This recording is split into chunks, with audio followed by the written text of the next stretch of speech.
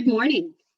Welcome to worship with the community of Westside Unitarian Universalist Church, where compassion leads us to work for justice and equality. My name is Caroline Nixon, and I am your worship leader this morning.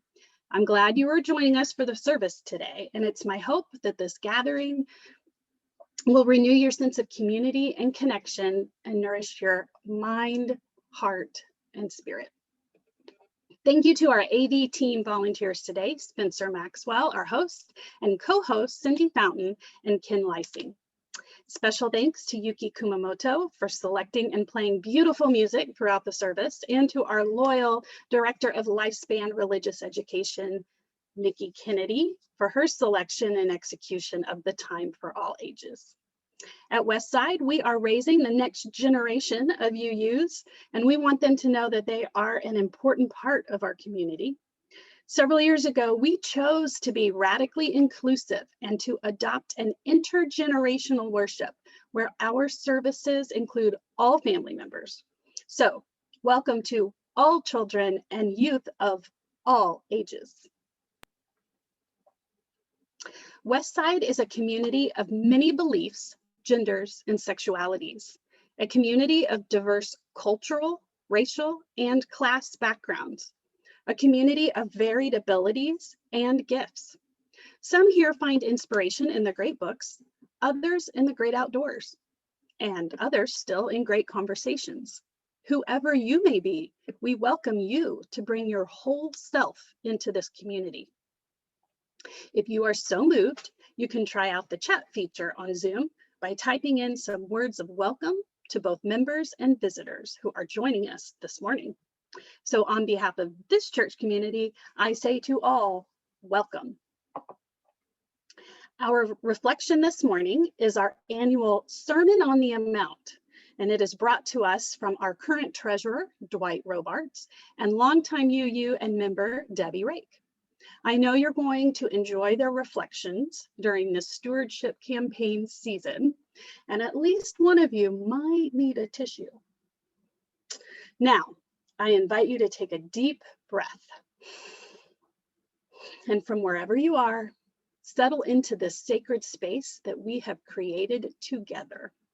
Now, let us worship as we listen to this morning's prelude, followed by opening words read by Debby.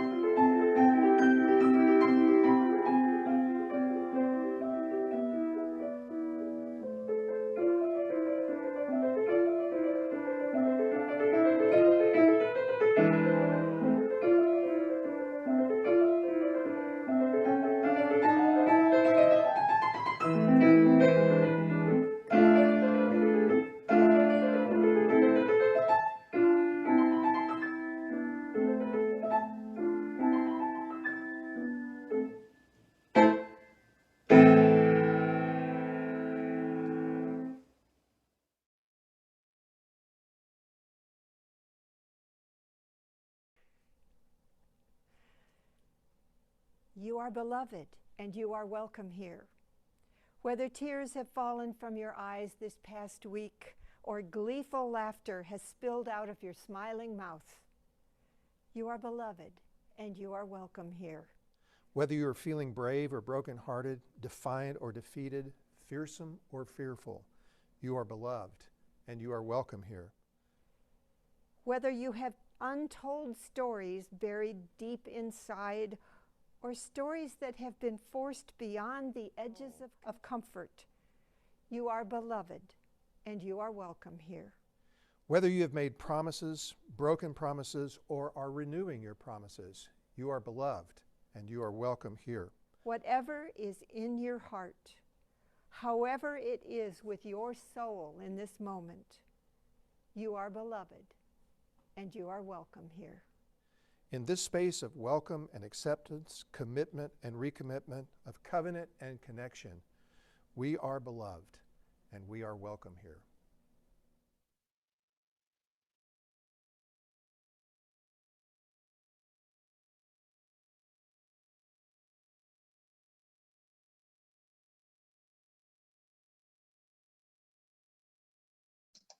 Our opening hymn this morning is Enter, Rejoice, and Come In, sung by Ben, Charlie, Katie, and Mary of the Community Church of Chapel Hill.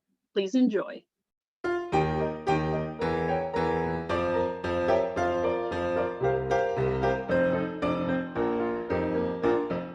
Enter, rejoice, and come in.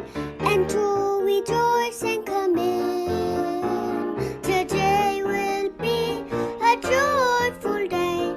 Enter, rejoice, and come in. Open your ears to the song. Open your ears to the song. Today will be a joyful day. Enter, rejoice, and come in. Open your hearts, everyone. Open your hearts, everyone. Today will be a joyful day. Enter, rejoice, and come in. Don't be afraid of some change. Don't be afraid of some change. Today will be a joyful day. Enter, rejoice, and come in. Enter, rejoice, and come in. Enter, rejoice, and come in. Today will be a joyful day. Enter, rejoice, and come in.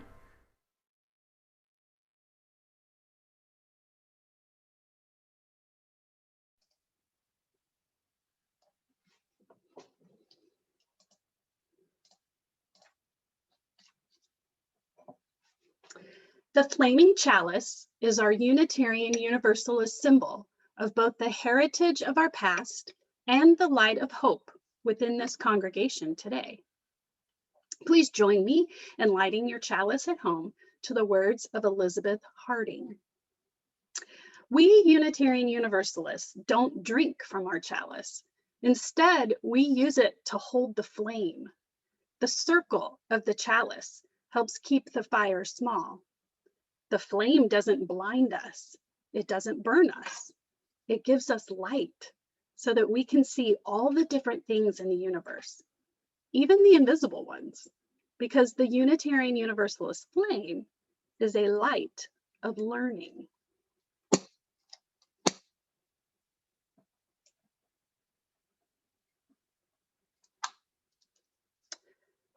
The flaming chalice is a symbol of learning and of love. It's our symbol, the symbol of Unitarian Universalism. Our chalice lighting song is Be the Light by Leah Morris. There is always a light when we are ready to see it. There is always a light when we are ready to be it, to see the light, to be the light, to reach the horizon in the dark of night, to climb this hill. Together we will. There is always your light in the dark. We are ready to see it. There is always your light in the dark. We are ready to be it, to see the light, to be the light, to raise the horizon in the dark of night and be a gift. Together we will. There is always your light. There is always we are ready to see it. There is always your light. There is always in the dark. We are ready to be it. shines in the light, and be a kindness till we together we will. There is always light. There is always light. There is always shine. There is always light. To see the light, your bright light, shine in the night, and be a kindness till we together we will. There is always shine. There is always shine. There is always shine. There is always shine. Be the light.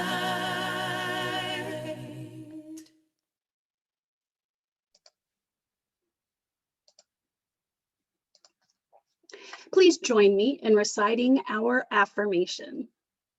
Love is the doctrine of this church. The quest of truth is its sacrament, and service is its prayer. To dwell together in peace, to seek knowledge in freedom, to serve others in community, to the end that all souls shall grow into harmony with creation. Thus do we covenant with one another.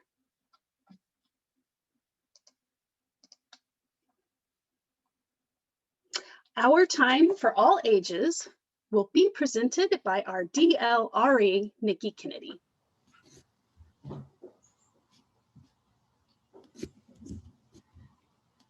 Good morning, Westside. I am so happy to be with you guys this morning. I'm sitting outside and I'm listening to the birds and I'm loving the sunshine. My hands are a little cold, but what a glorious day to be with you guys, even if it's virtual. This morning, I want to read with you guys, read for you a book about creating. It's a book about building. It's a book about what we can do when we work and when we dream and when we plan together. While the book is written from a father's perspective to his daughter, we could easily rewrite it and put in the Westside community and throughout the book. So as you guys listen to the book, I want you to think about what it says and how, as we kick off stewardship season, it's really a time of investing to create, investing in a place for all to belong, and investing in what is to come.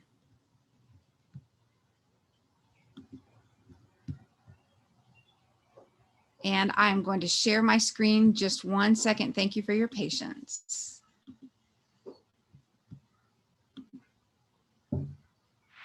What We'll Build by Oliver Jeffers. What shall we build, you and I? Let's gather our tools for a start, for putting together and for taking apart. Let's build a door where there was none. We'll build a house to be our home. I'll build your future and you'll build mine. We'll build a watch to keep our time. We'll build some love to set aside, and we'll build a hole where we can hide. A fortress to keep our enemies out, and higher walls for when they shout. But you don't always lose and you don't always win. So we'll build a gate and we'll let them in. We'll build a table to drink our tea and say, I'm sorry, me too, me three. We'll build a tower to watch the sky and other worlds that pass us by. Let's build a tunnel to anywhere. Let's build a road up to the moon. Let's build a comfy place to rest, for we'll be tired soon. Let's build a boat that can't be broken, that will not sink or be cracked open. A place to stay when all is lost, to keep the things we love most. We'll put these things, our favorite things, beside the earlier love we set aside. I think that we may want them later when times are hard and needs are greater. But first things first, let's build a fire, for we've planned a lot and now we're tired. I'll keep us warm like when we're born, then we'll say good night as all's all right. These are the things we'll build, you and I.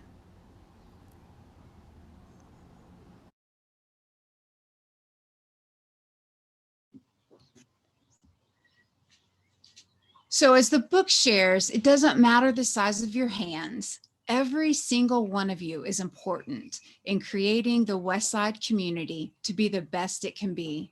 Let the size of your heart be what others see and help us to make the Westside community the place we want it to be.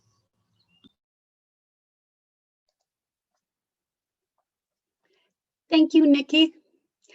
Our joys and concerns will be shared by Melissa Trask, a representative of the pastoral care team.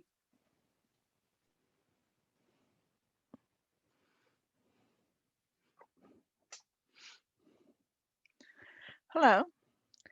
As we share our joys with others, those joys are multiplied.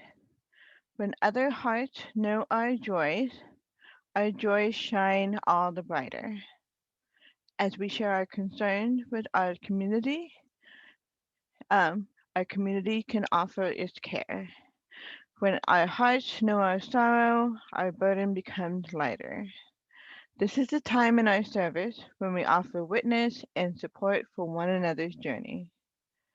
Please post in the chat if you have a joy or concern you would like to share with everyone today and for those who will watch the recording later. Joys and concerns can be submitted at any time via email to the pastoral care team or through the web form located on the Care and Support page of the church's website. This week's joys and concerns include there was a joy for Sue Spell. Sue receives word that she will be receiving her second vaccine on Tuesday this week at Farmington Field in Fort Worth. There's also a joy from Carol Kappa. She said, "My father is doing well after moving into an assisted living facility in Bedford this week.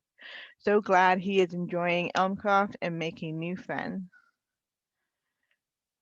Looks like we have one here from Miss Debby Rake. It says, "I'm taking a plane tomorrow to visit my brother at last." There's a concern from Janelle Weaver. It says, "All the anti-trans bills currently are being pushed in our legislature." Shelley Stone Cipher says, "A joy for spring flowers." From Carolyn Nixon, it says, "I would like those that need to keep their concerns private know that we still lift them up in love and community."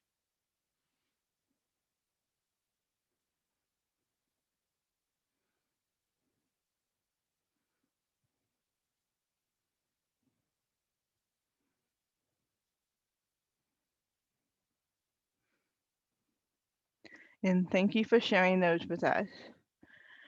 It is good to share with one another as sharing draws our community closer. Please know that our pastoral care associates are available to support you with deep listening and, when needed, through our InReach Fund for short-term financial support of members in need. We are here for you.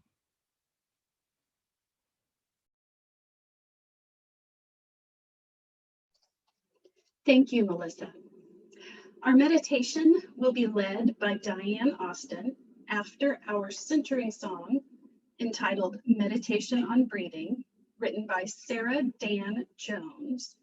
And this morning's version is performed by members of the First Unitarian Society of Denver.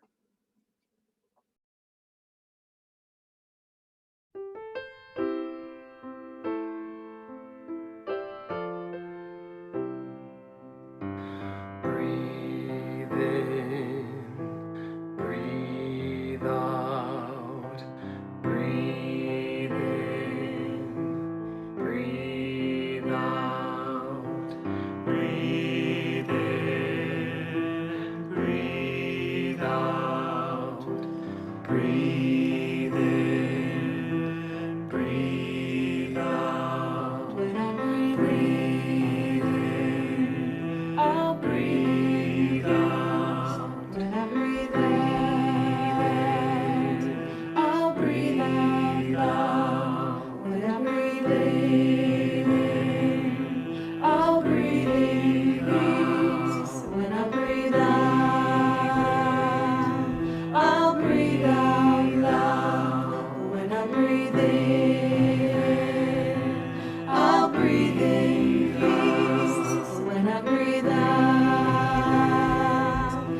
I'll breathe out loud. When I breathe in, I'll breathe in peace. When I breathe out,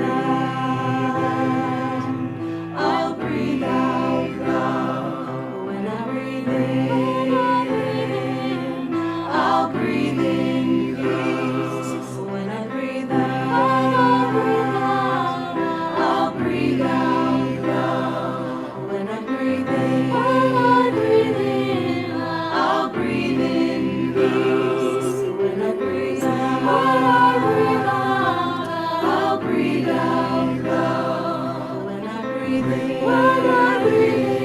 I'll breathe in peace. When I breathe out, I'll breathe out loud. When I breathe in, I'll breathe in peace. When I breathe out, I'll breathe out loud. When I breathe in, I'll breathe in peace. When I breathe out, I'll breathe out loud. When I breathe in, I'll breathe in peace. When I breathe out, I'll breathe out loud.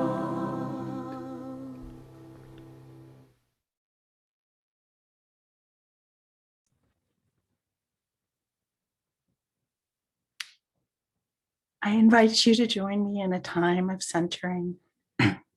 Each week here at Westside, we open our hearts to those in our community who know both joys and challenges, and to all suffering beings.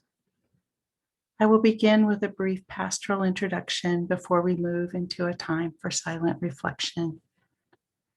You will hear our Tibetan prayer bowl to signal the start of the time for your own meditation, prayer, or reflection, and we will sound the bowl again at the end. I invite you to close your eyes and to check that you are sitting straight, tall, and relaxed as I begin our meditation with this prayer from Kenneth P. Langer. Let me find peace within so that I may be calm throughout. Let me find silence within so that I may find compassion throughout. Let me be reminded that some things are worth waiting for. Let me be reminded that the journey is more important than reaching the destination. Let me see that the non-doing is as much a part of life as the doing. Let me be reminded that it is in these moments of holding on that I can find quietude and renewal. It is within these times of inaction that I can find rest. It is in these times of emptiness that I can become full.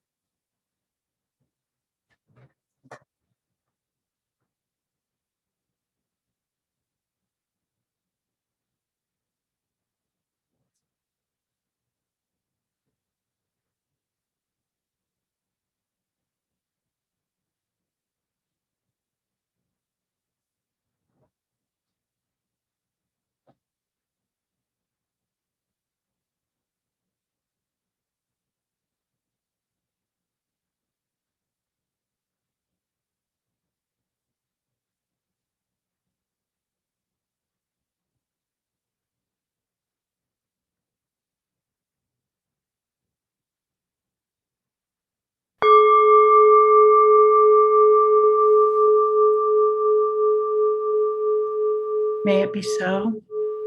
Blessed be, and amen.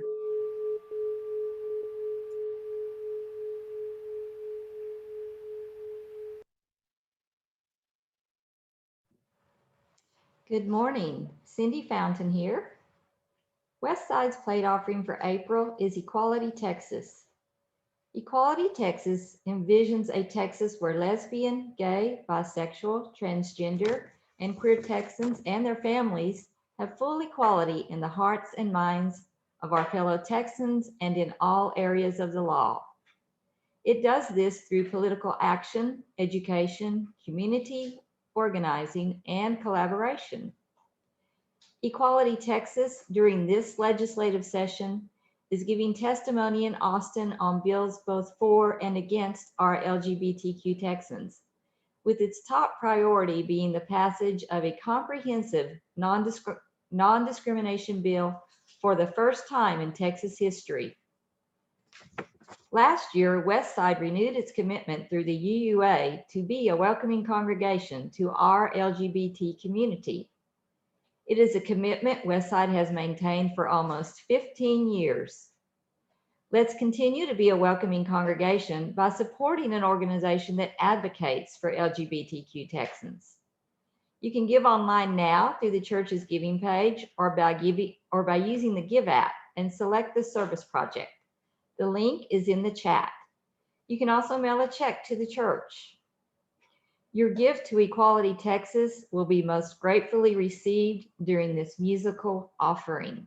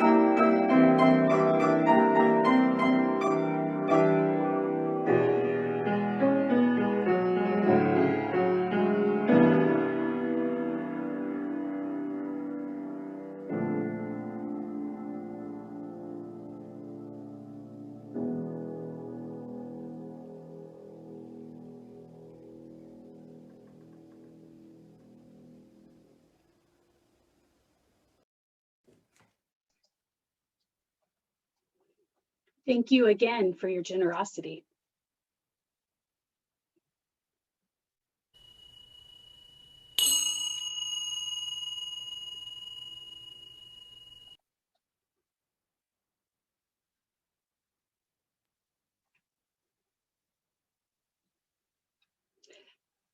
Our reading this morning is from Mother Teresa, entitled A Lifelong Sharing.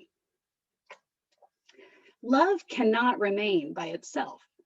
It has no meaning. Love has to be put into action, and that action is service.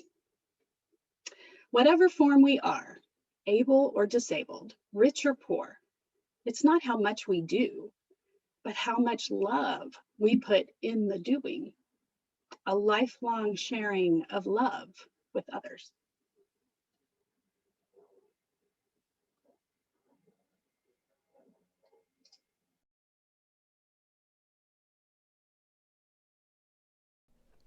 Good morning, Westside. When this video is played on Sunday, April the 18th, I will not be able to join you in watching it because my wife and I and 2 friends will be in Mexico celebrating 3 retirements that we've had over the last 16 months. Some years ago, I read a story about a minister who was trying to rev up his congregation for the annual stewardship campaign. He said, this year, this church is going to walk into a brighter future.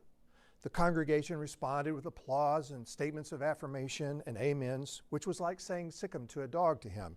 So he said, this church is not only going to walk, but we are going to run into a brighter future this year. And again, the congregation responded positively. Emboldened, he decided to go for broke. This year, this church is not just going to walk, it's not just going to run, but it's going to fly into a brighter future. Then he said, if this church is going to fly, it's going to take a lot of money. Dead silence, not a word, until finally a voice said from the congregation, Reverend, I think we'll let her walk. I've been asked to talk to you about the importance of our pledges to Westside. And I want to share a little journey of my own support for congregations. I grew up in Christian fundamentalism, where there was no reluctance to tell people what to give. Giving was discussed in terms of minimums and requirements and obligations. You owe it to God and to the church to give as generously as you can, was the constant refrain. I get it. If I'm a part of a church and I enjoy the benefits of members, I should do my part to make it happen. But if it's just an obligation or a requirement, it's no different than paying my electric bill. And I want more than that. My parents, particularly my dad, influenced my giving practices. Dad grew up poor. He was the oldest male of 10 children. And one reason my dad was poor was because his father, my grandfather, never worked. On the day of my dad's funeral in 2003, his youngest brother came and sat down and talked, and we reminisced about my father and his brother.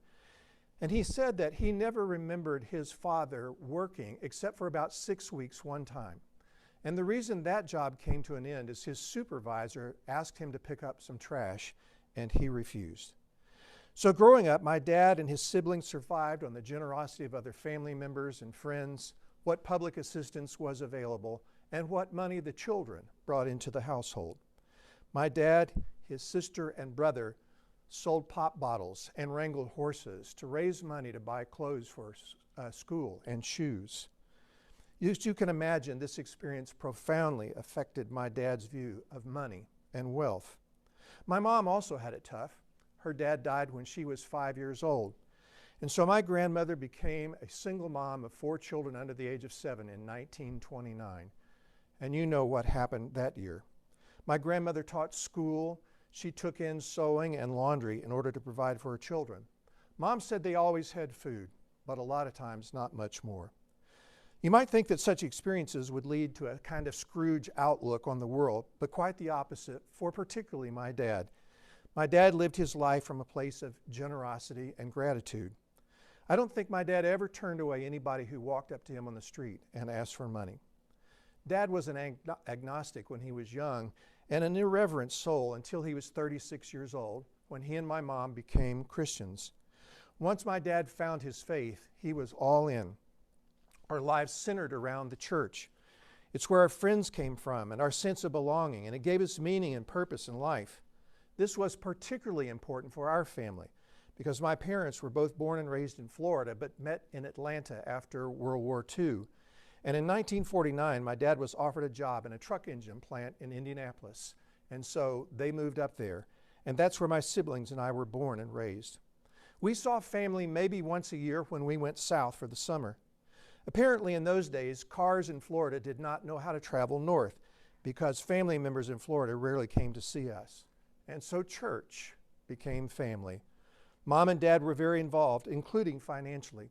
Raising 4 children is expensive in any time, but back in those days, they still gave 10% of their income to the church and another 2% to the church's ministry that supported orphans and foster children.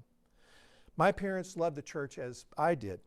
I went to seminary and became a minister and served churches in Florida, Tennessee, and Texas for over 35 years until 2009, when I went through a spiritual and emotional crisis. I left settled ministry that year and worked for a nonprofit until my retirement year before last. My spiritual journey has taken me far from the kind of church that I grew up in and served, but I never stopped believing in the power and importance of faith communities. In 2019, as I neared retirement, I realized it was time to find a faith community that was aligned with my sense of purpose in the world and values that I could support. That's how I ended up at Westside. I was grateful to find a place where people are not bound together by theology or ideology, but by a covenant to live together in a certain way and to embrace values like the inherent worth and dignity of every single person. I was particularly impressed with Westside's financial practices, supporting the congregation with pledges and giving away money placed in the offering plate each week. Of course, when the pandemic hit, and we quit meeting in person, the offering plate practice had to be curtailed as we felt our way along in the uncharted waters of a national lockdown.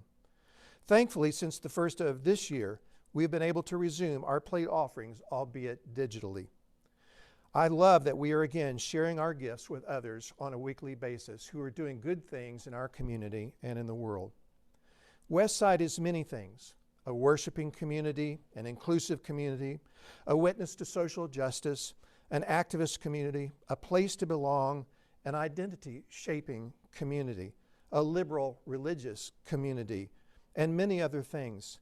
I'm wondering why you give to Westside. And if you're willing, share a word or two about that in the chat this morning. In order for us to continue to make these important contributions to our city and to one another, we must have a strong financial base. Whether we choose to walk, run, or fly into our new fiscal year, July 1, we need to pledge income to operate, to pay our staff, our mortgage, our bills, and our programs. We no longer have rental income, and our endowment fund is not yet large enough to make a significant impact on our finances. We are 100% dependent upon the pledges and the fulfillment of those pledges by our members. Due to COVID-19's negative impact on the finances of many of our members, we had to make some drastic budget cuts this year, including being able to only pay 25% of the annual program fund to the UUA, as well as cut significantly some of our own program money. I hope that some of these cuts can be reversed, but that is totally dependent upon me and you. People criticize churches for asking for money. Perhaps in some cases that criticism is justified. In Westside's case, I think not. There is no fat in our budget. Our pledges translate into real, tangible benefits for the congregation and the community. When the Stewardship Committee approaches you in the coming weeks to make a pledge for the coming year, I hope you will join me and respond as generously as you are able. To me, pledging is the rent I pay for the privilege of membership, but it's more. Giving makes me happy. I know that my gifts to Westside make a difference. I give because I am grateful. Every gift counts, and every pledge, no matter how small, is crucial to our future success. I want to thank all of you who make pledges and for all that you do for our congregation.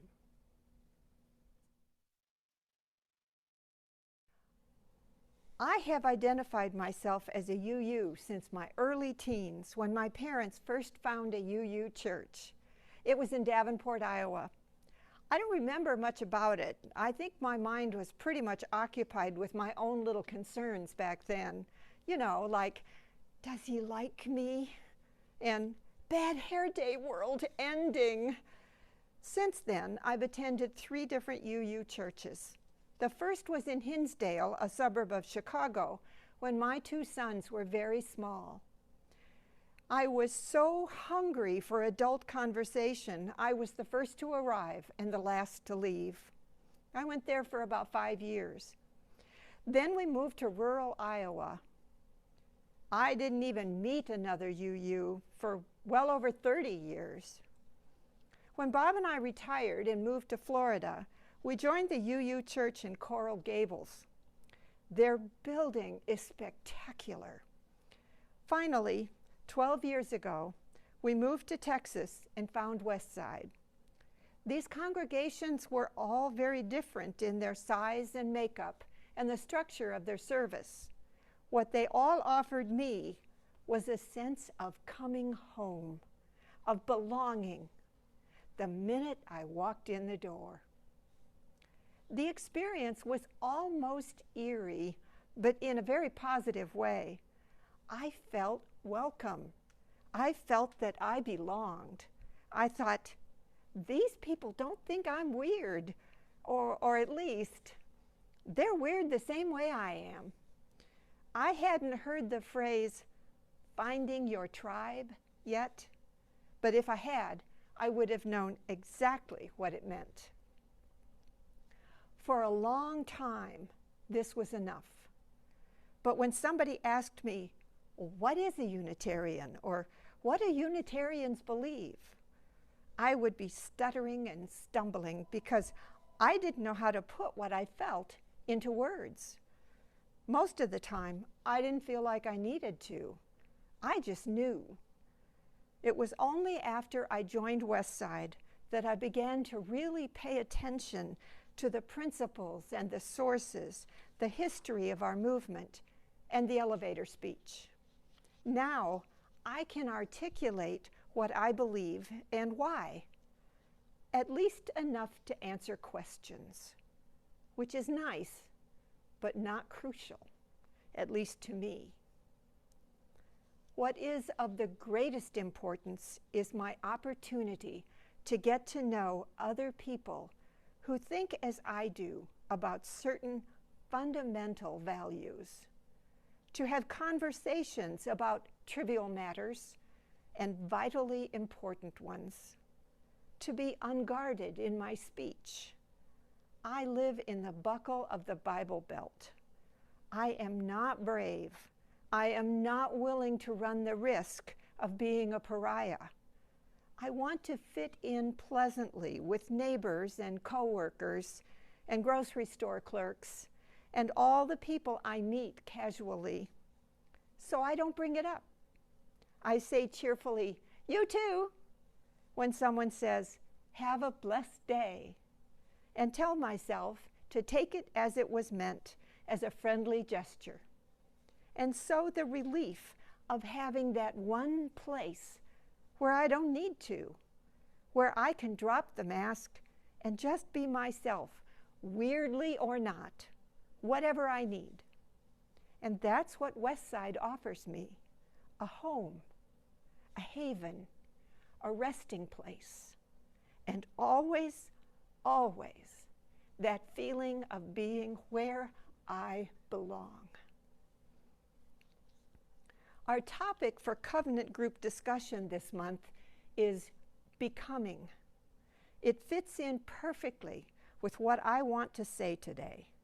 Belonging to Westside, listening to conversations and reflections and readings allows me to become a better person.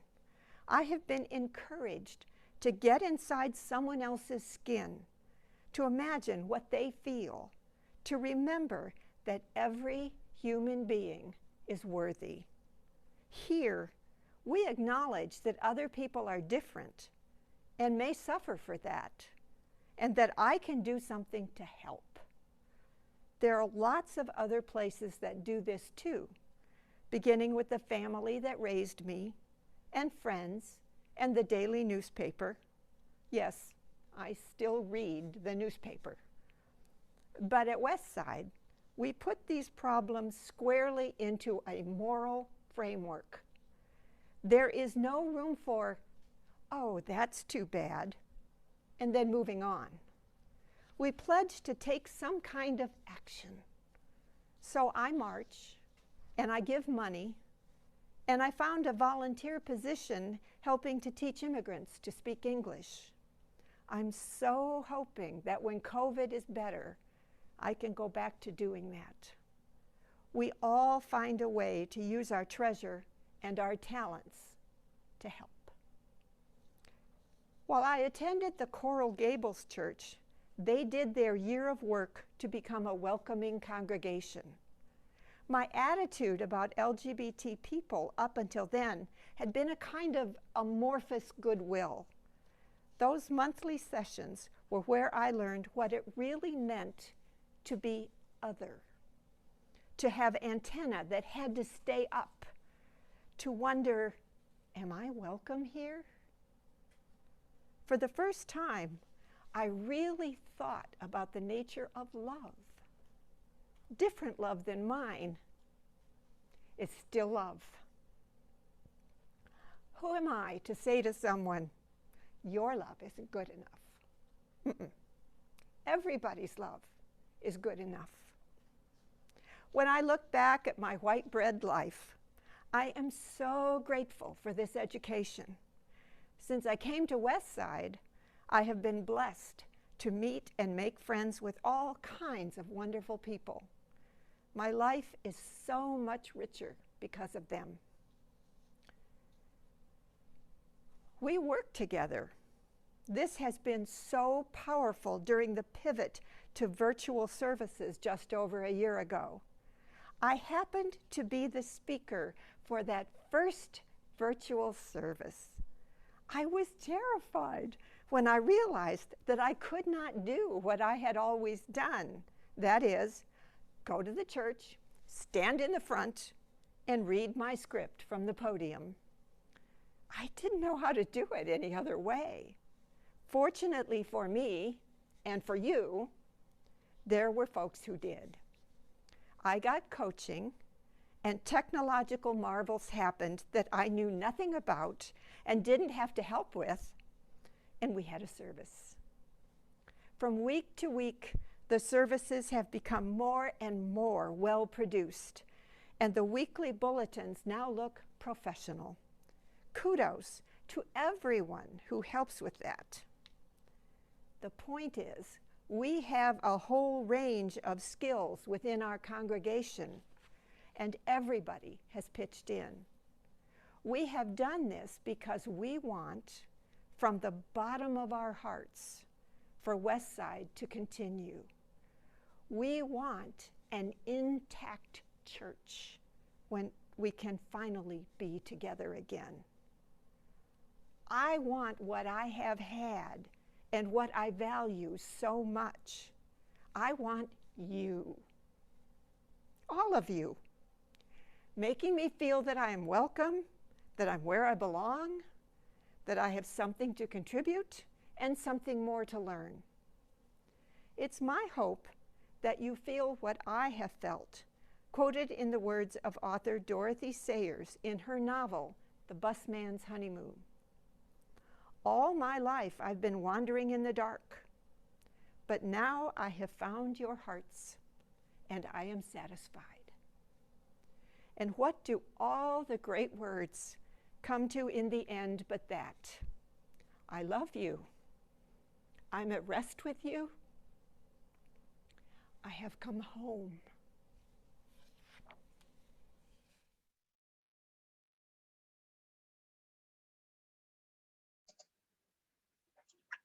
Our closing hymn this morning is For the Earth, Forever Turning, performed by Michael Tacey.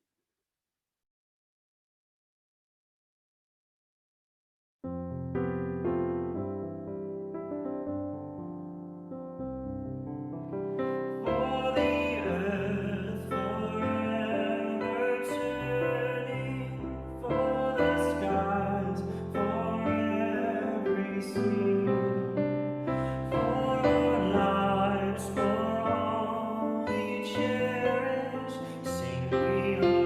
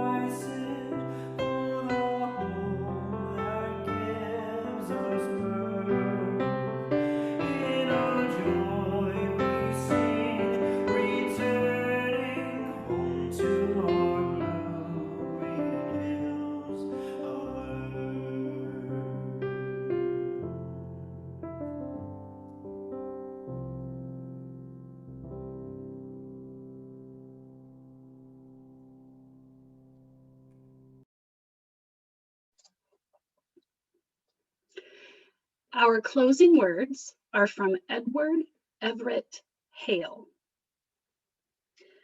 I am only one, but still I am one.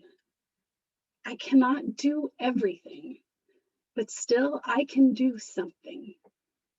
And because I cannot do everything, I will not refuse to do the something that I can do.